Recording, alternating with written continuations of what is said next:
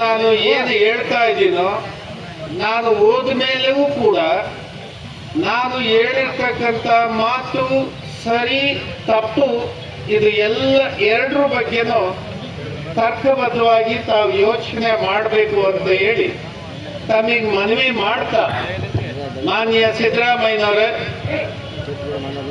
ನೀವು ಮಾಡಿರ್ತಕ್ಕಂಥ ದರ ಏನಿದೆ ಇದು ಅನ್ಸೈಂಟಿಫಿಕ್ ಆಗಿದೆ. ಇದನ್ನ ರಾಜ್ಯ ಸಮುದಾಯ, ರೈತ ಸಮುದಾಯ ಒಪ್ಕೋಬೇಕಾ? ಇದನ್ನು ಒಪ್ಕೋಬೇಕಾ? ಹೆಂಗ್ ಹೇಳ್ತೀರಿ ಒಪ್ಕೋಬೇಕಂತ ಹೇಳಿ? ಪಾಯಿಂಟ್ ನಂಬರ್ ಒನ್, ಇಲ್ಲಿಗೆ ಡಾಕ್ಟರ್ MS ಸ್ವಾಮಿನಾಥನ್ ಅವರು ಯಾವ ಮಾನದಂಡದ ಕೆಳಗಡೆ ರೈತರ ಉತ್ಪನ್ನಗಳಿಗೆ ದರವನ್ನ ನಿಗದಿ ಮಾಡಬೇಕಂತ ಹೇಳಿ ಯಾವ ಮಾನದಂಡವನ್ನ ಇಡೀ ದೇಶಕ್ಕೆ ಹೇಳಿದರೆ, ಇದರ ಕೆಳಗಡೆ ತಾವೇನಾದ್ರೂ ದರ ನಿಗದಿ ಮಾಡಿದ್ರೆ ಇದು ಸಮಾಧಾನಕರ. ರಾಜ್ಯದಲ್ಲಿ ಕಬ್ಬಿಗೆ ನ್ಯಾಯವಾದ ಬೆಲೆ ಇಲ್ಲ, ಮೆಕ್ಕೆಜೋಳ MSP ಅಂತಾರೆ, ಅದು MSP ಅಲ್ಲ, ಅದು ಸತ್ತೋಗಿರುವಂತ MSP. ಹಾಗೆ ಸೋಯಾಬೀನಿಗೆ ಬೆಲೆ ಇಲ್ಲ, ಉಳ್ಳಾಗಡ್ಡಿಗೆ ಬೆಲೆ ಇಲ್ಲ. ಹೀಗೆ ಎಲ್ಲ ಉತ್ಪನ್ನಗಳಿಗೂ ಯಾವುದಕ್ಕೂ ಯೋಗ್ಯವಾದ ಬೆಲೆ ಇಲ್ಲದೆ ರೈತರು ಕಂಗಾಲಾಗಿದ್ದಾರೆ. ಆರ್ಥಿಕವಾಗಿ ದಿನೇ ದಿನೇ ದಿವಾಳಿ ಆಗ್ತಾ ಇದ್ದಾರೆ. ಈಗ ನಾನು ಹೇಳ್ತಾ ಇರ್ತಕ್ಕಂಥ ಮಾತು ಡಾಕ್ಟರ್ ಸ್ವಾಮಿನಾಥನ್ ಅವರು ಇಲ್ಲಿಗೆ 25 ವರ್ಷಗಳ ಹಿಂದೆ ಅವರು ವರದಿಯನ್ನ ಕೊಟ್ಟಿದ್ದಾರೆ. ಏನು ವರದಿ? ಯಾಕೆ ದರವನ್ನ ನಿಗದಿ ಮಾಡಬೇಕಂತ ಹೇಳಿದ್ದಾರೆ. ಏನು ದರದ ಮಾನದಂಡ ಏನು ಅಂದ್ರೆ C2+50.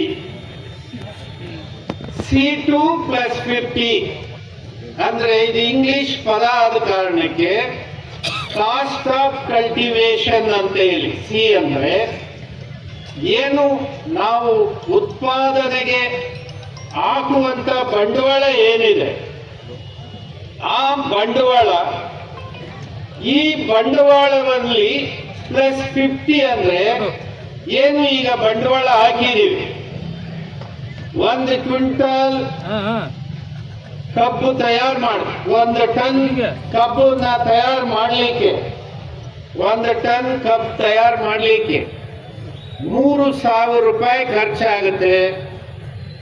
ಈ 3,000ನ ಅರ್ಧ ಮಾಡಿದ್ರೆ 50% ಅಂದ್ರೆ ಎಷ್ಟು? ಎಷ್ಟಪ್ಪ ವಿದ್ಯಾವಂತರು ಹೇಳಿ ಹುಡುಗರು?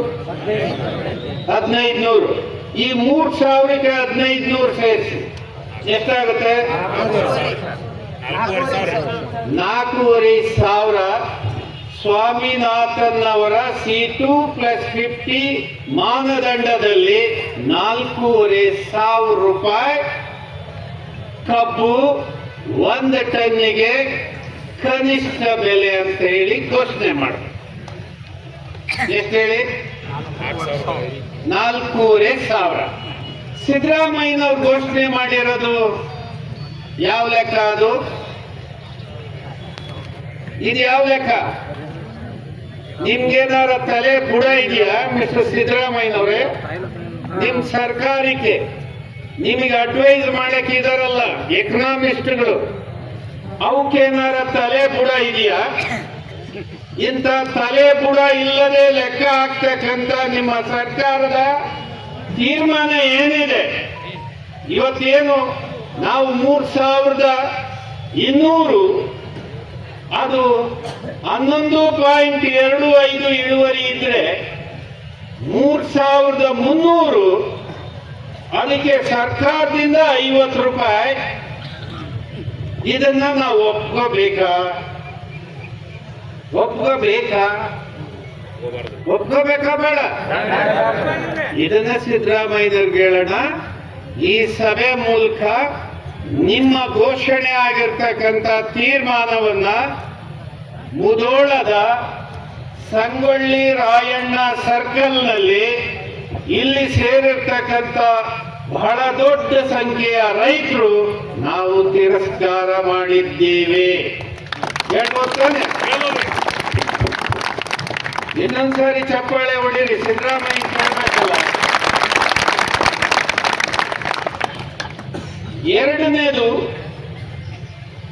ಎರಡನೇದು ಮತ್ತೊಂದು ಬಹುಮುಖ್ಯವಾದ ಕಾರಣ. ಇದನ್ನ ನೀವು ಕೂಡ ಸರಿಯಾಗಿ ಅರ್ಥ ಮಾಡ್ಕೋಬೇಕು. ಇದರ ಆಧಾರದಲ್ಲಿ ನೀವು ಪ್ರಶ್ನೆ ಮಾಡಬೇಕು. ಇಳುವರಿ ಅಂತಾರಲ್ಲ, ಇಳುವರಿ ಅಂದ್ರೆ ಏನು?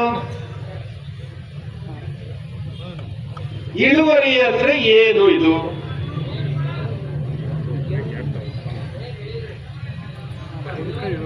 ಅದೇಪ್ಪ, ಬೆಳೆ ಬೆಳೆಯೋದು ಅದೊಂದು ಸರಿಯೇ, ಆದರೆ ಈ ಇಳುವರಿ ಅಂತೀವಲ್ಲ, 1 ಟನ್ ಕಬ್ಬನ್ನ ಕ್ರಷ್ ಮಾಡಿ ಅದರ ರಸ ತೆಗೆದು ಅದನ್ನ ಸಕ್ಕರೆ ಮಾಡಿದರೆ ಎಷ್ಟು ಸಕ್ಕರೆ ಪ್ರಮಾಣ ಇರುತ್ತೆ ಅಂತ ಹೇಳಿ ಗುರ್ತು ಮಾಡಿ ಹೇಳ್ತಾರಲ್ಲ, ಈ ಸಕ್ಕರೆ ಪ್ರಮಾಣ ಎಷ್ಟು? 1 ಟನ್ ಕಬ್ಬಿನಲ್ಲಿ, ಮುಧೋಳದಲ್ಲಿ 1 ಟನ್ ಸಕ್ಕರೆಗೆ ಅಲ್ಲ ಕಬ್ಬಿಗೆ ಸಕ್ಕರೆ ಪ್ರಮಾಣ ಎಷ್ಟಿದೆ? 1 ಕ್ವಿಂಟಾಲ್ 20. ನೀವ್ ಹೇಳೋದ್ ಬರಾಬರಿನಾ? ನಾನ್ ಕೇಳೋದು, ನೀವ್ ಹೇಳೋದು ಕರೆಕ್ಟಾ? ಸೈಂಟಿಫಿಕ್ ಆಗಿ ಹೇಳಲಿಕ್ಕೆ ನಿಮಗೆ ತಿಳುವಳಿಕೆ ಇದೆಯಾ? ಅರೆ, ನಂದು ಅರ್ಧಂಬರ್ಧ. ಅವ್ರು ಏನ್ ಹೇಳ್ತಾರೋ ಅದರಲ್ಲಿ ಒಂಚೂರು ಹೆಚ್ಚು ಕಮ್ಮಿ ಮಾಡಿ ಹೇಳೋದು, ನಂದು ಅರ್ಧಂಬರ್ಧ. ಇಲ್ಲಿ ನಿರಾಣಿ ಅವ್ರ ಕಾರ್ಖಾನೆಯಲ್ಲಿ ಎಷ್ಟು ಇಳುವರಿ, ಎಷ್ಟು ಬರುತ್ತೆ? ಮತ್ತೆ ನಮ್ಮ ಗುಡ್ಗುಂಟೆ ಯಾರು ಸ್ವಾಮಿನ ಸ್ವಾಮಿಗಳದ್ದು ಎಷ್ಟು ಇಳುವರಿ? ಮತ್ತೆ ಈ ಕಡೆ ಯಾವ್ದಾದ್ರು 1-2 ಸಕ್ಕರೆ ಕಾರ್ಖಾನೆ ಹೇಳಿ.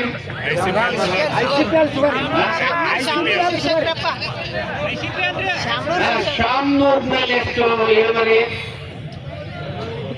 ಎಷ್ಟು ಇಳುವರಿ? ಸುಮ್ಮನೆ ಇದು ಶಾಂಪಲಿಗೆ ನನಗೆ ಬಾಯಿನಲ್ಲಿ ಇದ್ದದ್ದನ್ನೇ ಹೇಳಿದ್ದೀನಿ. ಉಳಿದಿದ್ದು ಎಲ್ಲದೂ ನಿಮಗೆ ಜ್ಞಾಪಕ ಇದೆ. ನನ್ನ ಪ್ರಶ್ನೆ ಇಷ್ಟೇ, ನಾನು ಒಮ್ಮೆ ಮದ್ರಾಸ್ ಯೂನಿವರ್ಸಿಟಿಯಲ್ಲಿ ಒಂದು ಕಾರ್ಯಕ್ರಮಕ್ಕೆ ಹೋಗಿದ್ದೆ. ಆಗ ಕರ್ನಾಟಕದವನೇ ಒಬ್ಬ ಸಕ್ಕರೆ ಕಾರ್ಖಾನೆಯಲ್ಲಿ ಲ್ಯಾಬ್ನಲ್ಲಿ ಕೆಲಸ ಮಾಡ್ತಕ್ಕಂಥ ಒಬ್ಬ ಮನುಷ್ಯ ಸಿಕ್ಕಿದ್ದ. ನಾನು ಅಲ್ಲಿ ಯಾರೋ ರೈತರು ನನ್ನ ಜೊತೆ ತಮಿಳ್ನವರು ಸಕ್ಕರೆ ಕಬ್ಬಿನ ಬಗ್ಗೆ ಮಾತಾಡ್ತಾ ಇದ್ರು. ಆತ ನಾನು ಮಾತಾಡೋದನ್ನ ನೋಡಿ ನನ್ನ ಹತ್ರ ಬಂದು ಮಾತಾಡ್ದ, ಏನ್ ಸರ್ ಕರ್ನಾಟಕದ್ದು, ಅದರಲ್ಲೂ ಉತ್ತರ ಕರ್ನಾಟಕದ ಕಬ್ಬಿಂದು ಇಳುವರಿ ಎಂಥದ್ದು ಸರ್, ಅದ್ಭುತ ಅಂತ. ಈಗ ನಾನು ನಿಮ್ಮನ್ನು ಪ್ರಶ್ನೆ ಮಾಡ್ತೇನೆ, ಇದನ್ನ ಸೈಂಟಿಫಿಕ್ ಆಗಿ ಹೆಂಗೆ ಕಂಡುಹಿಡಿಯೋದು? ಇದನ್ನ ಈ ಸಕ್ಕರೆ ಪ್ರಮಾಣದ ಘೋಷಣೆ ಮಾಡೋರು ಯಾರು? ಘೋಷಣೆ ಮಾಡೋರು? ಸಕ್ಕರೆ ಕಾರ್ಖಾನೆ ಮಾಲೀಕರು ಘೋಷಣೆ ಮಾಡ್ತಾರೆ, ಹೌದ್ ತಾನೆ? ಅಥವಾ ನೀವೇನಾದ್ರು ಟೆಸ್ಟ್ ಮಾಡಿ ರಿಪೋರ್ಟ್ ತಗೊಂಡ್ ಬರ್ತೀರಾ? ನಿಮ್ದು ಯಾವ್ದು ಟೆಸ್ಟ್ ರಿಪೋರ್ಟ್ ಇಲ್ಲ ತಾನೆ? ಕಾರ್ಖಾನೆಯವ್ರು ಏನ್ ಹೇಳ್ತಾರೆ ಅದೇ ತಾನೆ ರಿಪೋರ್ಟ್ ಇರೋದು. ಈಗ ನಾನ್ ಸಿದ್ದರಾಮಯ್ಯನವ್ರಿಗೆ ಹೇಳ್ತೀನಿ, ನಿಮ್ಗೇನಾರ ತಲೆ ಇದೆಯಾ? ಇದೇನಾರ ತಲೆ ಇದೆಯಾ? ಇದನ್ನ ಹೆಂಗೆ ಹೇಳ್ತೀರಿ? ನಾನು ಹೇಳ್ತೀನಪ್ಪ, ಇಲ್ಲಿ ನಿಂತ್ಕೊಂಡು ಹೇಳ್ತಾ ಇದ್ದೀನಿ, ನಮ್ಮ ಇಲ್ಲಿ ಭಾಗದ ಕಬ್ಬಿನ ಸಕ್ಕರೆ ಪ್ರಮಾಣ 15 ಬರ್ತದೆ, 1.5 ಕ್ವಿಂಟಾಲ್ ಸಕ್ಕರೆ 1 ಟನ್ ಕಬ್ಬಿಗೆ ಬರುತ್ತೆ ಅಂತ ಹೇಳ್ತಾ ಇದ್ದೀವಿ. ಯಾವ ಕಾರ್ಖಾನೆಯವರು ಇಲ್ಲಪ್ಪ ಇದು ಸುಳ್ಳು ಅಂತ ಹೇಳ್ತಾರೆ, ಹೇಳಿ ಹೆಂಗ್ ಹೇಳ್ತೀರಿ? ಈಗ ನಾನು ಹೇಳ್ತಾ ಇದ್ದೀನಿ, ಇದು 1.5 ಕ್ವಿಂಟಾಲ್ 1 ಟನ್ನಿಗೆ ಬರುತ್ತೆ ಸಕ್ಕರೆ. ಅಲ್ಲ ಅಂತ ಹೆಂಗ್ ಹೇಳ್ತೀರಿ? ಅಲ್ಲ ಅಂತ ಹೆಂಗ್ ಹೇಳ್ತೀರಿ ಸಕ್ಕರೆ ಕಾರ್ಖಾನೆಯವ್ರು? ಹೇಳಿಯಪ್ಪ ನೋಡೋಣ. ಅರೆ ನಾವು ಎಕ್ಸ್ಪರ್ಟ್, ನಾವು ಕಬ್ಬನ್ನ ಕ್ರಶ್ ಮಾಡೋರು, ನಾವು ಟೆಸ್ಟ್ ಮಾಡೋರು, ನಾವು ನಮಗಿದೆ ನಾಲೆಡ್ಜು, ನಾವು ಹೇಳೋದು ಸರಿ ಅಂತೀವಿ. ಹೌದ್ ತಾನೆ? ಹೌದ್ ತಾನೆ? ಹಾಗೆ ತಾನೆ ಅವ್ರದ್ದು ವಾದ. ನಮಗೆ ನಾಲೆಡ್ಜ್ ಇಲ್ಲ ಅಂತ ನಾನು ಸರ್ಕಾರಕ್ಕೆ ಹೇಳ್ತೀನಿ. ಮಾನ್ಯ ಸಿದ್ದರಾಮಯ್ಯನವರೇ, ಯಾವುದೇ ವಿಷಯವನ್ನ ಅದು ಸೈಂಟಿಫಿಕ್ ಆಗಿ ಅನಾಲಿಸಿಸ್ ಆಗದಲ್ಲ, ಅಂದ್ರೆ ತೂಲನೆ ಆಗದಲ್ಲ, ಅದನ್ನ ಕಣ್ಣು ಮುಚ್ಕೊಂಡು ಒಪ್ಕೊಳ್ಳುವಂತ ತೀರ್ಮಾನವನ್ನ ನೀವು ತಗೊಳ್ಳೋದಾದ್ರೆ ನಿಮ್ದು ಯಾವ ಸೀಮೆ ಸರ್ಕಾರ ರೀ? ಇದು ಯಾವ ಸೀಮೆ ಸರ್ಕಾರ? ಇದನ್ನ ಒಂದು ಸರಳವಾಗಿ ನಾನು ನಿಮಗೆ ಒಂದು ಅರ್ಥ ಮಾಡಿಸೋದಕ್ಕೆ ಪ್ರಯತ್ನ ಮಾಡ್ತೀನಿ. ನೋಡಿ, ಈಗ ನಿಮಗೆ ಜ್ವರ ಬಂದಿದೆ, ಯಾರಿಗೋ ಒಬ್ರಿಗೆ, ನನಗೇನೆ ಜ್ವರ ಬಂದಿದೆ, ಡಾಕ್ಟರ್ ಹತ್ರಕ್ಕೆ ಹೋಗ್ತೀನಿ. ಆಸ್ಪತ್ರೆಗೆ ಹೋದ್ರೆ ಡಾಕ್ಟ್ರು ಜ್ವರ ಇದೆಯಾ, ಹಾಗಾದ್ರೆ ಒಂದು ಚೀಟಿ ಬರ್ದು ಕೊಡ್ತಾರೆ, ಇಲ್ಲಿ ಟೆಸ್ಟ್ ಮಾಡಿಸ್ಕೊಂಡ್ ಬನ್ನಿ ಅಂತ. ಅಥವಾ ಜ್ವರಕ್ಕೆ ತಾತ್ಕಾಲಿಕವಾಗಿ ನಿಮಗೆ ಶುಗರು BP ಇದೆಯಾ ಅಂತೇಳಿ ತಕ್ಷಣ ಚೆಕ್ ಮಾಡಿ ತಕ್ಷಣ ಟ್ರೀಟ್ಮೆಂಟ್ ಕೊಡ್ಲಿಕ್ಕೆ ಒಂದು ಮೆಥಡ್ ಇದೆ. ಯಾವುದು? ನಿಮ್ದು ಬೆಡ್ ಕೊಡಿ, ಅದಕ್ಕೊಂದು ಟಟಕ್ ಅಂತ ಹೇಳಿ ಒಂದು ಸೂಜಿ ಚುಚ್ಚುತ್ತಾರೆ ತಾನೆ, ಚುಚ್ಚಿ ರಕ್ತ ತಗೊಂಡು ಒಂದು ಗಾಜಿನ ಮೇಲೆ ಹಿಂಗ್ ಮಾಡಿ ಅದರ ಟೆಸ್ಟಿಂಗ್ ರಿಪೋರ್ಟ್ ಬರುತ್ತೆ. ಈಗ ಹೌದಾ? ಅಲ್ಲೇನೆ ಆ ಮಿಷನ್ ಅಲ್ಲೇನೆ ತೋರಿಸುತ್ತೆ ನಿಮಗೆ ಶುಗರ್ ಎಷ್ಟಿದೆ ಅಂತ ಹೇಳಿ, ನಿಮ್ಮ ರಕ್ತದಲ್ಲಿ ಎಷ್ಟು ಪ್ರಮಾಣ ಸಕ್ಕರೆ ಅಂಶ ಇದೆ ಅಂತ ಹೇಳಿ. ವಿಜ್ಞಾನ ಬೆಳೆದು ಈಗ ಈ ಕೂಡಲೇ ಒಂದೇ ನಿಮಿಷದಲ್ಲಿ ನಿಮ್ಮ ರಕ್ತದಲ್ಲಿ ಸಕ್ಕರೆ ಪ್ರಮಾಣ ಎಷ್ಟಿದೆ ಅಂತೇಳಿ ಗೊತ್ತು ಮಾಡುವ ತಂತ್ರಜ್ಞಾನ ನಮ್ಮ ಹತ್ರ ಇರುವಾಗ ಸರ್ಕಾರಕ್ಕೆ ಈ ರೈತರು ಬೆಳೀತಕ್ಕಂಥ ಈ ಕಾರ್ಖಾನೆಯ ವ್ಯಾಪ್ತಿಯಲ್ಲಿ ಸಕ್ಕರೆ ಪ್ರಮಾಣ ಎಷ್ಟಿದೆ ಅಂತೇಳಿ ಗೊತ್ತು ಮಾಡೋದಕ್ಕೆ ಇದುವರೆಗೆ ಆಗಿಲ್ಲ ಅನ್ನೋದಾದ್ರೆ ಇದು ಯಾವ ದಿಕ್ಕಿನಲ್ಲಿ ಸರ್ಕಾರಗಳು ನಡೀತಾ ಇದ್ದಾವೆ? ಯಾರ ಮಾತನ್ನು ಕೇಳಿಕೊಂಡು ಸರ್ಕಾರಗಳು ನಡೀತಾ ಇದ್ದಾವೆ? ಸರಿನೋ ತಪ್ಪೋ ನಾನು ಹೇಳಿದ್ದು? ಅರ್ಥ ಆಗಿದೆಯೋ ಇಲ್ವೋ? ಸಕ್ಕರೆ ಪ್ರಮಾಣವನ್ನ ತೀರ್ಮಾನ ಮಾಡೋರು ಯಾರು? ಅದಕ್ಕೆ ಮಾನ್ಯ ಸಿದ್ದರಾಮಯ್ಯನವರೇ, ಶಿವಾನಂದ ಪಾಟೀಲ್ ಸರಿಯಾಗಿ ಕೇಳಿಸ್ಕೊಳ್ರಿ. ನಮ್ಮಲ್ಲಿ ನುರಿತಂತ ರೈತರು ಯಾರಿದ್ದಾರೆ, ಅನುಭವಿ ರೈತರು ಯಾರಿದ್ದಾರೆ, ಅವ್ರನ್ನೊಂದು 2 ಜನ ತಗೊಳ್ಳಿ. ಒಂದು 2 ಜನ ಟೆಕ್ನಿಕಲ್ ಎಕ್ಸ್ಪರ್ಟ್ಸ್ ಅಂತಕ್ಕಂಥ ವಿಜ್ಞಾನಿಗಳು ಯಾರಿದ್ದಾರೆ ಅವ್ರನ್ನೊಂದು 2 ಜನ ತಗೊಳ್ಳಿ. ಕಾರ್ಖಾನೆ ಕಡೆಯಿಂದ ಅವ್ರನ್ನೊಂದು 2 ಜನ ತಗೊಳ್ಳಿ. ಅಧಿಕಾರಿಗಳು ಏನು ಬಾಗಲಕೋಟೆ DC, ನೀನು ಸೆಲೆಕ್ಟೆಡ್ ಒಂದು 2 ಜನ ಕೊಡಪ್ಪ. ಯಾವ ಕಾರ್ಖಾನೆ ವ್ಯಾಪ್ತಿಯಲ್ಲಿ ಕಬ್ಬಿದೆಯೋ ಅದನ್ನ ಒಂದು 5-6 ಕಡೆ ಕಬ್ಬು ತಗೊಳ್ಳೋದು. ನಿಮ್ ರಕ್ತದಲ್ಲಿ ಸಕ್ಕರೆ ಹೆಂಗೆ ಟೆಸ್ಟ್ ಮಾಡಿದ್ರು ಹಂಗೆ ಟೆಸ್ಟ್ ಮಾಡಿ ರಿಪೋರ್ಟ್ ಕೊಡುವಂತ ಯಂತ್ರಗಳು ಈಗಿದಾವೆ. ಇದಕ್ಕೊಂದು ಕಮಿಟಿ ಮಾಡಿ ಯಾವ ಕಾರ್ಖಾನೆ ವ್ಯಾಪ್ತಿಯಲ್ಲಿ ಎಷ್ಟು ಸಕ್ಕರೆ ಪ್ರಮಾಣ ಇದೆ ಅಂತೇಳಿ ಗುರ್ತು ಮಾಡೋದಕ್ಕೆ ಆಗದಲ್ಲೇ ಮೂಢಾತ್ಮ ಮುಖ್ಯಮಂತ್ರಿ ಹೆಂಗೆ ಅವ್ರು ಹೇಳದನ್ನ ಕೇಳ್ಕೊಂಡು ಘೋಷಣೆ ಮಾಡ್ತಿರಲ್ಲ ನಿಮ್ದು ಯಾವ ಸೀಮೆ ಸೈಂಟಿಫಿಕ್ ಅನಾಲಿಸಿಸ್? ಇದಕ್ಕೊಂದು ಲೆಕ್ಕ ಇಲ್ಲ, ಇದಕ್ಕೊಂದು ದಿಕ್ಕಿಲ್ಲ, ಇದಕ್ಕೊಂದು ಅಳತೆಗೋಲಿಲ್ಲ. ಯಾವ ಸೀಮೆ ಲೆಕ್ಕ ನಿಮ್ದು? ಹೇಳ್ಬೇಕು ಬೇಡ? ಕೇಳ್ಬೇಕು ಬೇಡ? ಇದು ಈ ಆಧಾರದ ಮೇಲೆ ನಮಗೆ ಸಕ್ಕರೆ ಪ್ರಮಾಣವನ್ನ ಘೋಷಣೆ ಮಾಡಬೇಕು. ಆಮೇಲೆ ನಿಮಗೇನಾದ್ರೂ ಸರ್ಕಾರಕ್ಕೆ ತಿಳುವಳಿಕೆ ಇದ್ರೆ ಆಮೇಲೆ ದರ ನಿಗದಿ ಮಾಡಬೇಕು. ಆ ಡಿಲ್ಲಿಲಿರೋ ಬೃಹಸ್ಪತಿ ನರೇಂದ್ರ ಮೋದಿ FRPM ನಿನಗೇನಪ್ಪ ಮಾನದಂಡ ಇದೆ? FRP ನಿಮ್ದು ಯಾವ ಮಾನದಂಡ? ಉತ್ತರ ಪ್ರದೇಶದಲ್ಲಿ ಚುನಾವಣೆ ಬಂದ್ರೆ ಒಂದು 50 ರೂಪಾಯಿ ಜಾಸ್ತಿ FRP. ಅವ್ರ ಕಾರ್ಖಾನೆಯವ್ರು ಕೊಡ್ತಾರೋ ಬಿಡ್ತಾರೋ, ಇವ್ರು FRP ತಗೊಳ್ರಿ, ನೀವು ಲೆಕ್ಕ ಮಾಡ್ಕೊಂಡು.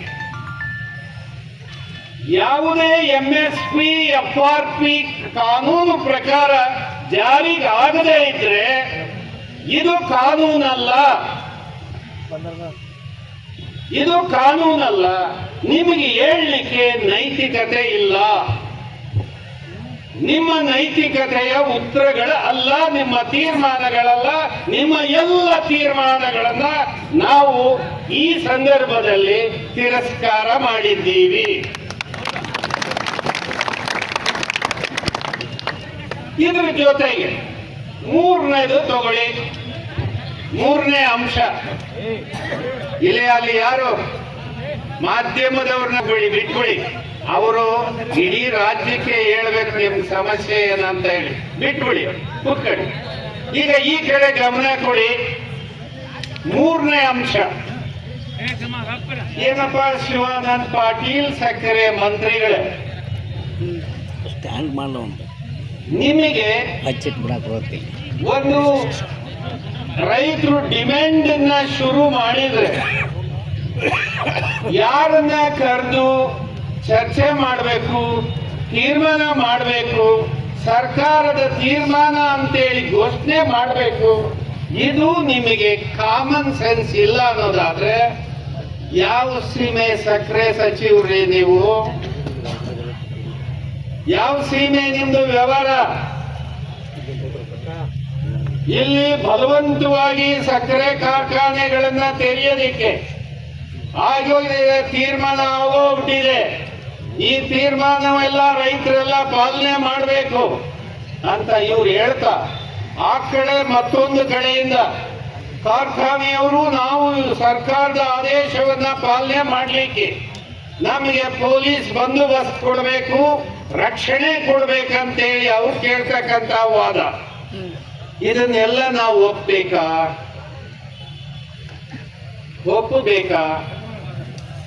ನೀವು ಯಾರಿಗೆ ಲಾಭ ಮಾಡಿಕೊಡೋದಕ್ಕೆ ಈ ಕಾರ್ಯಕ್ರಮವನ್ನ ಮಾಡ್ತಾ ಇದ್ದೀರಿ? ಇದರಿಂದ ಯಾರಿಗೆ ಲಾಭ? ನಂದೊಂದು ಅನುಮಾನ ವ್ಯಕ್ತಪಡಿಸ್ತೀನಪ್ಪ. ಮಾನ್ಯ ಶಿವಾನಂದ ಪಾಟೀಲ್ರೆ, ನೀವು ಈಗ ಸ್ವಲ್ಪ ದಿವಸದ ಮುಂದೆ ಬಿಹಾರದ ಚುನಾವಣೆ ನಡೆಸಬೇಕಂತ ಹೇಳಿ ನೀವು ಎಲ್ಲ ಕಾರ್ಖಾನೆಯವ್ರ ಹತ್ರ ರೊಕ್ಕ ತಗೊಂಡ್ಬಿಟ್ಟಿದ್ದೀರಿ.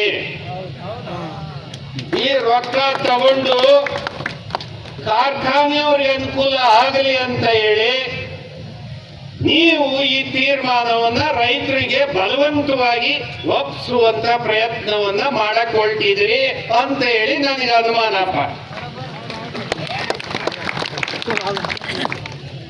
ಉತ್ತರ ಕೊಡ್ತೀರಾ? ನಾವೆಲ್ಲ ಅಂತವ್ರಲ್ರಿ, ನಾವೆಲ್ಲ ಒಳ್ಳೆ ಜನ, ನಾವೆಲ್ಲ ಎಂಥದ್ದು ನಮ್ಮ ಇತಿಹಾಸ ಎಲ್ಲ ತಿಳ್ಕೊಳ್ಳಿ ಅಂತ ಹೇಳ್ತೀರಾ?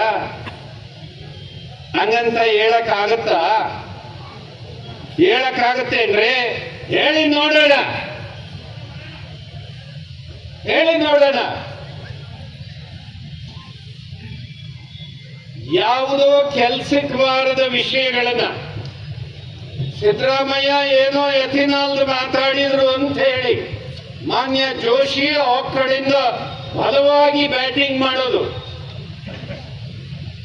ಆ ಕಡೆಯಿಂದ ಬ್ಯಾಟಿಂಗು ಈ ಕಡೆಯಿಂದ ಬ್ಯಾಟಿಂಗು. ಯಾರ್ ತಲೆ ಬುಲ್ಡೆ ಹೊಡಿತಾ ಇದ್ದೀರಿ? ಯಾರ್ ತಲೆ ಬುಲ್ಡೆ ಹೊಡಿತಾ ಇದ್ದೀರಿ? ಈಗ ಸುತ್ತಿ ಬಳಸಿ ಎರಡೂ ಪಾರ್ಟಿಯವ್ರು ಸೇರಿ ನಮ್ ತಲೆ ಹೊಡಿತಾ ಇದಾರೆ ಹೊರತು ಇವ್ರು ನಮಗ್ ನ್ಯಾಯ ಕೊಡಿಸ್ತಾ ಇಲ್ಲ. ಬಂಧುಗಳೇ, ಇಲ್ಲಿ ಯಾರ ಪರನೂ ಅಲ್ಲ, ಯಾರ ವಿರುದ್ಧನೂ ಅಲ್ಲ. ನಮಗೆ ನ್ಯಾಯಯುತವಾಗಿ ಸೈಂಟಿಫಿಕ್ ಆಗಿ ದರ ಘೋಷಣೆ ಆಗಬೇಕು.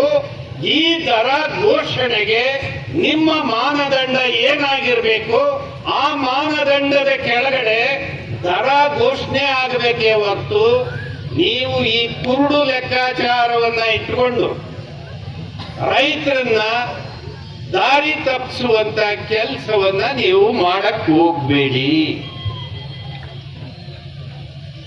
ಏನಪ್ಪ ನಾನು ಹೇಳಿದ್ದು ಸರಿನಾ ತಪ್ಪು? ಈ ಸಂದರ್ಭದಲ್ಲಿ ನಾವೇನು ಹೇಳೋದು? ಆಯ್ತಪ್ಪ, ಸಕ್ಕರೆ 3200 ಬೆಳಗಾಂನಲ್ಲಿ ಘೋಷಣೆ ಮಾಡಿದ್ರಲ್ಲ, 3300 ಇದು ಸರಿನಾ? ಬೆಳಗಾಂನಲ್ಲಿ ಶಂಕರ್ ಎಷ್ಟು ಕಾರ್ಖಾನೆಗಳು 11.25 ಬರ್ತದೆ? ಕೇವಲ 9 ಕಾರ್ಖಾನೆಗಳು ಮಾತ್ರ 11.25 ಅಂದ್ರೆ 11.25 ಇಳುವರಿ ಬರ್ತಕ್ಕಂಥದ್ದು ಕೇವಲ 9 ಕಾರ್ಖಾನೆಗಳು. ಈ 9 ಕಾರ್ಖಾನೆಗಳನ್ನ ಬಿಟ್ರೆ ಉಳಿದಿದ್ದೆಲ್ಲದೂ ಕೂಡ 11 ಆಚೆ ಈಚೆ ಬರ್ತವೆ. 11.25 ಇನ್ನು ಯಾವುದೂ ಇಲ್ಲ, 9 ಕಾರ್ಖಾನೆಗಳು ಬರ್ತವೆ. 9 ಕಾರ್ಖಾನೆಗಳಿಗೆ ಮಾನ್ಯ ಸಿದ್ದರಾಮಯ್ಯನವ್ರ ಸರ್ಕಾರ ಕಾರ್ಖಾನೆಯವರು 50 ರೂಪಾಯಿ ಕೊಡಿ, ನಾವು 50 ರೂಪಾಯಿ ಕೊಡಿ. ಈ ಫ್ಯಾನ್ಸಿ ರೇಟ್ ಅನ್ನ ಇಡೀ ರಾಜ್ಯಕ್ಕೆ ದೇಶಕ್ಕೆ ಪ್ರಚಾರ ಮಾಡ್ತಿರಲ್ಲ ನೀವು. ಈ ಫ್ಯಾನ್ಸಿ ರೇಟ್ ಬಹಳ ಆಕರ್ಷಕವಾಗಿ ಸುಂದರವಾಗಿರ್ತಕ್ಕಂಥ ದರ ನೀವು ಘೋಷಣೆ ಮಾಡ್ತಿರಲ್ಲ. 9 ಫ್ಯಾಕ್ಟರಿಗಳಿಗೆ ನಿಲ್ಲಿಸಿ, ರಾಜ್ಯದ ಎಲ್ಲ ಕಾರ್ಖಾನೆಗಳನ್ನು ಸ್ಟಾಪ್ ಮಾಡಿ, ಎಲ್ಲ ಕಾರ್ಖಾನೆ ವ್ಯಾಪ್ತಿಗೆ ಡಿಸಿಗಳಿಗೆ ಅಧಿಕಾರ ಕೊಡಿ. ಅದಕ್ಕೆ ಸಂಬಂಧಪಟ್ಟಂತ ಟೆಕ್ನಿಕಲ್ ಏನು ಯಂತ್ರ ಇದೆ, ಆ ಯಂತ್ರ ಎಲ್ಲಿ ಸಿಕ್ಕತ್ತೆ? ಬ್ರೆಜಿಲ್ ಅಲ್ಲಿ ಸಿಕ್ಕತ್ತೋ ಅಥವಾ ನ್ಯೂಯಾರ್ಕ್ ಅಲ್ಲಿ ಸಿಕ್ಕತ್ತೋ ನಾವೇ ಚೆಕ್ ಮಾಡಿ ನಿಮಗೆ ಗುರ್ತು ಮಾಡಿಸ್ತೀವಿ, ನಾವು ತರಿಸ್ಕೊಡ್ತೀವಿ ನಿಮ್ ಕೈಲಿ. ಸರ್ಕಾರ ಕೈಲಿ ದುಡ್ಡಿಲ್ಲ ಅಂದ್ರೆ ಎಲ್ಲ ಜಿಲ್ಲಾಧಿಕಾರಿಗಳಿಗೆ ನಿರ್ದೇಶನ ಕೊಡಿ, ಸಕ್ಕರೆಯ ಪ್ರಮಾಣ ಎಲ್ಲಿ ಅಂತ ಹೇಳಿ ಟೆಸ್ಟ್ ಮಾಡಿ ನೀವೇ ತೀರ್ಮಾನ ಮಾಡ್ತಕ್ಕಂಥ ತೀರ್ಮಾನವನ್ನ ಸರ್ಕಾರ ಘೋಷಣೆ ಮಾಡಬೇಕು. ಇದು ಯಾವುದೇ ಕಾರ್ಖಾನೆಯವನು ಸಕ್ಕರೆ ಇಳುವರಿ ಪ್ರಮಾಣನ ಘೋಷಣೆ ಮಾಡಬಾರ್ದು. ಯಾರು ಘೋಷಣೆ ಮಾಡಬೇಕು? ಸರ್ಕಾರ ಮಾಡಬೇಕು. ನಾನು ಹೇಳಿದ್ನಲ್ಲ ಆಗ್ಲಿ, ಕಮಿಟಿ ರೈತರು ಒಂದಿಬ್ರು, ಕಾರ್ಖಾನೆಯವರು ಒಂದಿಬ್ರು, ಡಿಸಿ ಕಚೇರಿಯವರು ಇಬ್ರು, ಟೆಕ್ನಿಕಲ್ ಎಕ್ಸ್ಪರ್ಟ್ 2-3 ಹಾಕಿ ಅವರೆಲ್ಲ ಒಟ್ಟಿಗೆ ಸೇರಿ ಸಕ್ಕರೆ ಪ್ರಮಾಣ ಘೋಷಣೆ ಮಾಡಬೇಕು. ಇದು ಮಾಡದಲ್ಲೇ ನೀವು ಜನರನ್ನ ದಾರಿ ತಪ್ಪಿಸ್ತಾ ಇದ್ರಿ. ಇದು ನಿಲ್ಬೇಕು, ಇದಕ್ಕೆ ಅವಕಾಶ ಇಲ್ಲ. ಚಳವಳಿ ನಮ್ಮ ರೈತರು ತೀರ್ಮಾನ ಮಾಡಿದ್ರೆ ಎಷ್ಟು ದಿವಸ ಬೇಕಾದ್ರೂ ನಡೆಸಬಲ್ಲರು. ಹೇಳ್ಬೋದ ನಾನು? ಈಗ ಉದಾಹರಣೆ ಒಂದು ನಿಮ್ ಗಮನಕ್ಕೆ ತರ್ತೀನಿ. 2013 ನಾವು ಸುವರ್ಣ ಸೌಧದ ಎದುರಿನಲ್ಲಿ ಸತ್ಯಾಗ್ರಹ ಇದೇ ತರ ಚಳುವಳಿ ನಡೀತಾ ಇತ್ತು. ಅವತ್ತು ಬೆಳಿಗ್ಗೆ ನಾವು ಸ್ವಲ್ಪ ಬೇಗ ಬಂದ್ವಿ. 9:30-10 ಗಂಟೆಗೆ ನಾನು ವೇದಿಕೆಗೆ ಬಂದೆ. ವೇದಿಕೆಗೆ ಬಂದಾಗ ಅಲ್ಲಿ ಒಬ್ಬ ಮನುಷ್ಯ ಬಂದ ನಮ್ಮ ಎದುರಿನಲ್ಲಿ. ಸರ್, ನಾನು ಸ್ವಲ್ಪ ಮಾತಾಡಬೇಕು, ಮೈಕ್ ಕೊಡಿ ಅಂತ. ಅಲ್ಲಿ ನಾವು ಮುಕ್ತವಾಗಿ ಯಾರು ಏನು ಹೇಳಲಿಕ್ಕೆ ಅವಕಾಶ ಇದೆ ಅದನ್ನು ಮುಕ್ತವಾಗಿ ಇಟ್ಟಿದ್ವಿ. ಅಲ್ಲಿ ಮೈಕ್ ಸ್ಟ್ಯಾಂಡ್ ತೆಗೆದು ನಮ್ಮಲ್ಲಿ ಒಬ್ಬ ಜಡಿಯಪ್ಪ ಅಂತ ಇದ್ದ, ಅವರು ತಗೋಪ್ಪ ಮಾತಾಡುವಂತ ಅವ್ರ ಮುಂದೆ ಮೈಕನ್ನ ಇಟ್ಟರು. ಆ ಮಾತಾಡಿದಂಥವ್ರು ಯಾರು ಅಂದ್ರೆ ವಿಠ್ಠಲ್ ಅರಬಾವಿ ಅಂತ. ಆ ವಿಠ್ಠಲ್ ಅರಬಾವಿ ಮಾತಾಡ್ದ. ಅವನ ಭಾಷೆ, ಅವನ ನಿಯಂತ್ರಣ ತಪ್ಪಿದ್ದ ಭಾಷೆ ಎಲ್ಲೆ ಮೀರಿ ಹೋಗಿತ್ತು. ಎಲ್ಲೆ ಮೀರಿ ಮಾತಾಡ್ದ. ನಾನೇ ಹೇಳಿದೆ, ಒಂದು ಸರ್ಕಾರದ ಎದುರಿನಲ್ಲಿ ನಾವು ಮಾತಾಡ್ತಾ ಇದ್ದೀವಿ. ಒಬ್ಬ ಮುಖ್ಯಮಂತ್ರಿಗೆ ತುಚ್ಚಾಗಿ ಮಾತಾಡ್ತಕ್ಕಂಥದ್ದು ಸರಿಯಲ್ಲ. ನಾವು ನಾಗರಿಕರಾಗಿ ಒಪ್ಪಾರ್ದು. ರೇ, ಆ ಮೈಕ್ ತಗೊಳ್ರಿ, ಮೈಕ್ ಇಟ್ಕೊಳ್ರಿ ಅಂತ ಮೈಕನ್ನ ಆತನಿಂದ ಕಸ್ಕೊಂಡು. ಅದು ಬೇಜಾರಾಯ್ತು. ಏನ್ ಸರ್, ನಾನು ಮಾತಾಡ್ಬೇಕಾಗಿತ್ತು ಇನ್ನೂ ಅಂದ. ಈ ತರ ಮಾತಾಡಬಾರ್ದು, ನೀನು ಕೂತ್ಕೋ ಅಂತ. ಆಮೇಲೆ ಕೂತ್ಕೊಂಡ. ಹಿಂಗೊಂದು ಪೋಲ್ ಇತ್ತು, ಆ ಪೋಲ್ ಹೊರಿಕೊಂಡು ಕೂತ್ಕೊಂಡ. ಅವನ ತಲೆಯಲ್ಲಿ ಏನು ಯೋಚನೆ ಬಂತೋ ಗೊತ್ತಿಲ್ಲ. ಬ್ಯಾಗಿಗೆ ಕೈ ಹಾಕ್ತಾ 1 ಲೀಟರ್ ಪೆಸ್ಟಿಸೈಡ್ ಕ್ರಿಮಿನಾಶಕವನ್ನ ತಂದಿದ್ದ, ಪೂರ್ತಿ ಕುಡಿದ್ಬಿಟ್ಟ. ಅರೆ, ಏನ್ ಕುಡ್ದ ನೋಡ್ರಿ, ನೋಡ್ರಿ ಜಲ್ದಿ ನೋಡ್ರಿ, ಏನ್ ಕುಡ್ದ ಅನ್ನು. ಸರ್, ಪಾಯ್ಸನ್ ತಗೊಂಡ್ಬಿಟ್ಟ ಅನ್ನು. ತಕ್ಷಣವೇ ಪೊಲೀಸ್ನವ್ರೆ, ಈಗ ಎಲ್ರಿ ಪೊಲೀಸ್ನವ್ರು ಕರೀರಿ ಅಂತ ಹೇಳಿ ಅವ್ರನ್ನ ಯಾರು ಆಫೀಸರ್ ಇದ್ರು ಓಡ್ ಬಂದ್ರು. ಏನಾಯ್ತು ಅಂತ ತಕ್ಷಣ ಆಸ್ಪತ್ರೆ ಕಳಿಸಿ. ಆಸ್ಪತ್ರೆಗೆ ಹೋಗಕ್ ಮುಂಚೆನೆ ಅವ್ನ ಜೀವ ಹೊರಟೋಯ್ತು. ಅಷ್ಟು ಪೂರ್ತಿ ಬಾಟಲ್ ಕುಡಿದಿದ್ದ ಅವನು. ಆಮೇಲೆ ಅದೊಂದು ಹೈ ಡ್ರಾಮಾ ನಡೀತು. ಆ ವಿಠ್ಠಲ್ ಅರಬಾವಿಯ ಪಾರ್ಥಿವ ಶರೀರವನ್ನು ನಮಗೆ ಕೊಡಬಾರ್ದು, ಸರ್ಕಾರನೇ ಅದನ್ನ ಬರ್ನ್ ಮಾಡಬೇಕು ಅಂತೇಳಿ ನಡೆಸಿರು. ನಾವು ನಮ್ಮ ಜೊತೆಯಲ್ಲಿ ಇದ್ದಂತ ಅನೇಕ ಜನ, ಅವತ್ತೆಲ್ಲ ನಮ್ಮ ಹಳೆಯ ಮುಖಂಡರುಗಳು ಎಲ್ಲ ಇದ್ರು. ಫೈಟಿಂಗ್ ಆಯಿತು. ಅವರು ನಮಗೆ ದಾರಿ ತಪ್ಪಿಸಿ ಬಾಡಿಯನ್ನು ತಗೊಂಡು ಹೋಗ್ತಾ ಇದ್ದಂಗೆ ನಾವು ಹೇಳಿದ್ವಿ, ಸರ್ಕಾರ ಏನಾರ ವಿಠ್ಠಲ್ ಅರಬಾವಿಗೆ ಹುಟ್ಟಿದ್ರೆ ನಿಮಗೆ ಅಗ್ನಿ ಸ್ಪರ್ಶ ಮಾಡಲಿಕ್ಕೆ ಅಧಿಕಾರ ಇದೆ, ಇಲ್ಲ ಅಂದ್ರೆ ಇಲ್ಲ. ಯಾಕೆ ಅಂದ್ರೆ ವಿಠ್ಠಲ್ ಅರಬಾವಿಯ 2 ಮಕ್ಕಳು ನಮ್ಮ ಜೊತೆ ಇದ್ದಾರೆ. ವಿಠ್ಠಲ್ ಅರಬಾವಿಯ ಹೆಂಡತಿ ನಮ್ಮ ಜೊತೆ ಇದ್ದಾರೆ. ಇವ್ರನ್ನ ಬಿಟ್ಟು ಅದು ಹೆಂಗೆ ಸಿದ್ದರಾಮಯ್ಯನವರೇ ಮಾಡಿಸಿ. ಮಿಸ್ಟರ್ ಏನೋ ಸತೀಶ್ ಜಾರಕಿಹೊಳಿ ಅವಾಗಲೂ ಜಿಲ್ಲಾ ಮಂತ್ರಿ ಅವರೇ ಅಲ್ಲ, ಅದು ಹೆಂಗೆ ಮಾಡ್ರಿ ಅಂತ ಹೇಳಿದ್ವಿ. ಆಮೇಲೆ ಅವ್ರಿಗೂ ಗೊತ್ತಾಯ್ತು ನಾವೇನಾರ ತಪ್ಪು ಮಾಡಿದರೆ ಮತ್ತೊಂದು ಅಪರಾಧ ಆಗುತ್ತೆ ಅಂತ ಹೇಳಿ ನಾವು ಬೆಳಗಾವಿಯಿಂದ ಅವ್ರ ಮಕ್ಕಳು, ಅವ್ರ ಹೆಂಡತಿ ಎಲ್ಲರನ್ನೂ ಕರ್ಕೊಂಡು ಹೋಗೋವರ್ಗ ಅವ್ರದ್ದು ಹಳ್ಳಿನಲ್ಲಿ ಪಾರ್ಥಿವ ಶರೀರ ಇಟ್ಟರು. ಆಮೇಲೆ ನಾವು ಬಂದು ಎಲ್ಲ ಸಂಸ್ಕಾರವನ್ನ ಮಾಡಿದ್ವಿ.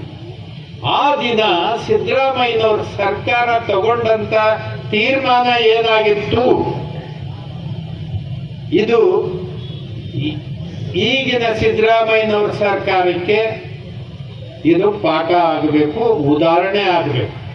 ಮಾನ್ಯ ಸಿದ್ದರಾಮಯ್ಯನವರೇ, ಅವತ್ತು ನೀವು ತಗೊಂಡಂತ ತೀರ್ಮಾನ ಕಾರ್ಖಾನೆಯವರು 150 ರೂಪಾಯಿ ಕೊಡ್ಲೇಬೇಕು.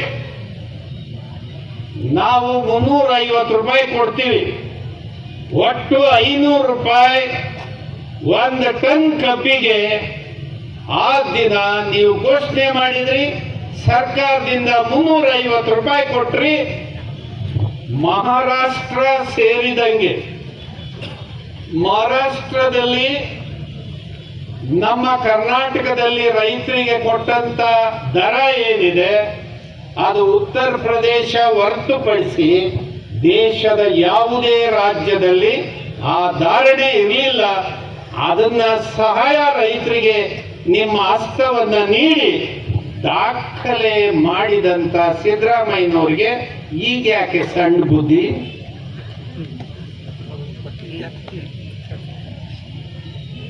ಅವತ್ತು ಕೈ ಎತ್ತಿ ರೈತರಿಗೆ ಅನ್ಯಾಯ ಆಗತ್ತೆ, ನಾವು ರೈತರ ಜೊತೆ ಇದ್ದೀವಿ ಅಂತ ಹೇಳಿ ತಾವು 350 ಒಟ್ಟು 500 ರೂಪಾಯಿ ಸರ್ಕಾರ ನೀವು ಘೋಷಣೆ ಮಾಡಿ ರೈತರಿಗೆ ಕೊಡಿಸ್ತವ್ರು ಇವತ್ತೇ ಯಾಕೆ ಸಿದ್ದರಾಮಯ್ಯನವ್ರದ್ದು ಮನಸ್ಥಿತಿ ಹಿಂಗಾಗಿದೆ? ಇಂಥ ಕನಿಷ್ಠ ಬಿದ್ದೋದಾಗ, ಬೆಲೆ ನ್ಯಾಯಯುತವಾಗಿ ಸರಿ ಇಲ್ಲದಾಗ ನೀವು ಹೇಳಬೇಕು 3,500 ರೂಪಾಯಿ ಎಲ್ಲ ಕಾರ್ಖಾನೆಯವರು ಈಗೇನಿದೆ ಇವತ್ತಿಂದು ಇದರ ಪ್ರಕಾರ ನೀವು ಎಷ್ಟು ಕೊಡ್ಲೇಬೇಕಂತ ಹೇಳಿ ಸಿದ್ದರಾಮಯ್ಯನವ್ರ ಸರ್ಕಾರ ಎಲ್ಲ ಕಾರ್ಖಾನೆಗಳಿಗೆ ಸುಗ್ರೀವಾಜ್ಞೆಯ ಹೊರಡಿಸಿ ಆದೇಶವನ್ನ ನೀಡಬೇಕಾಗಿತ್ತು.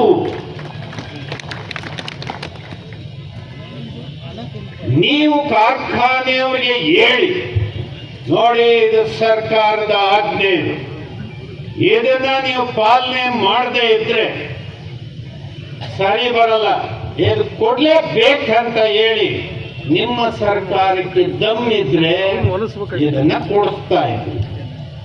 ಇಲ್ಲ ನಮ್ದು ಅವ್ರ ಜೊತೆ ಕಾಂಪ್ರಮೈಸ್ ಇದೆ, ನಾವು ಅಲ್ಲಿ ಚುನಾವಣೆ ಬರುತ್ತೆ ಕಾಂಗ್ರೆಸ್ ಪಕ್ಷಕ್ಕೆ ಬಿಹಾರದಲ್ಲಿ, ಮತ್ತೆ ನೆಕ್ಸ್ಟ್ ಬಂಗಾಳದಲ್ಲಿ ಬರುತ್ತೆ, ಮತ್ತೆ ನೆಕ್ಸ್ಟ್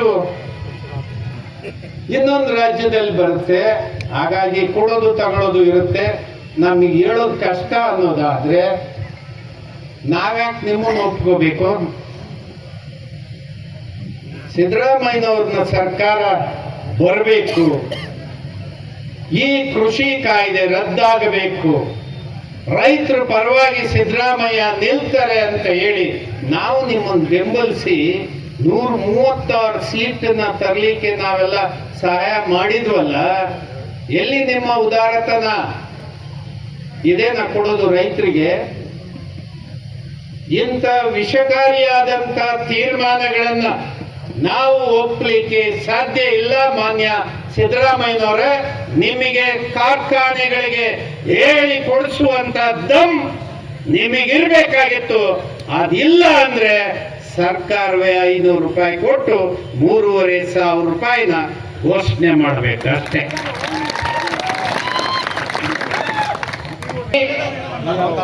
ಹೇಳಿ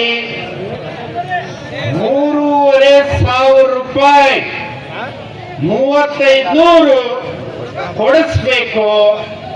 ಇಲ್ಲ ಅಂದ್ರೆ 2013 ಮುಖ್ಯಮಂತ್ರಿ ಸಿದ್ದರಾಮಯ್ಯನವರು ಹೆಂಗೆ ಕಬ್ಬು ಬೆಳೆಗಾರರಿಗೆ ರಾಜ್ಯದ ಸರ್ಕಾರದಿಂದ ಹೇಗೆ 350 ರೂಪಾಯಿ ರೈತರ ಅಕೌಂಟಿಗೆ 1 ಟನ್ನಿಗೆ ಕೊಡೋದು ಮೂಲಕ ರೈತರ ಪರ ನಿಂತರು, ಆ ತೀರ್ಮಾನವನ್ನ ತಾವು ಕೈಗೆ ತಗೋಬೇಕು. ಇದನ್ನ ಹೇಳ್ಬೋದು ತಾನೆ ಸರ್ಕಾರಕ್ಕೆ? ಒಂದು ಚಪ್ಪಾಳೆ ತಟ್ಟಿ ಹೇಳ್ಬಿಡ್ರಿ. ನೀವು ಏನಾದ್ರೂ 3,500 ಬಿಟ್ಟು ಬೆಳಗಾಂನಲ್ಲಿ ಕಾರ್ಖಾನೆಗಳು ತೆಗೆಸ್ಬಿಟ್ಟಿದೀವಿ. ಪಾಪ ಜಾರಕಿಹೊಳಿ ಅಣ್ಣ ತಮ್ಮಂದ್ರಿಗೂ ಪಾಪ ಒಳ್ಳೇದಾಗ್ಲಿ. ಆಮೇಲೆ ಯಾರ್ಯಾರು ಇದಾರಲ್ಲ,